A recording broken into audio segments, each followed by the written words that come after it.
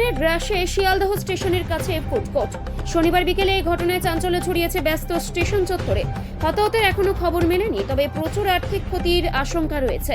আগুনের গ্রাসে শিয়ালদহ স্টেশনের কাছে ফুড কোর্ট। শনিবার বিকেলে ওই ঘটনায় চাঞ্চল্য ছড়িয়েছে ব্যস্ত স্টেশন চত্বরে। হতাহতের কোনো খবর মেলেনি, তবে প্রচুর আর্থিক ক্ষতির আশঙ্কা রয়েছে। স্থানীয় সূত্রে খবর, শনিবার বিকেল 4টে নাগাদ শিয়ালদহ স্টেশনের দক্ষিণ দিকে থাকা ফুড কোর্টে আগুন লাগে।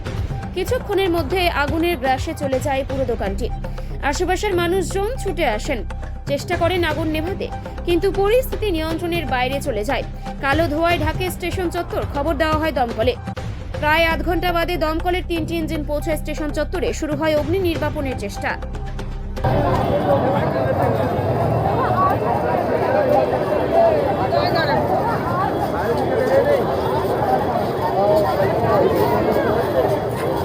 কোন বলা আছে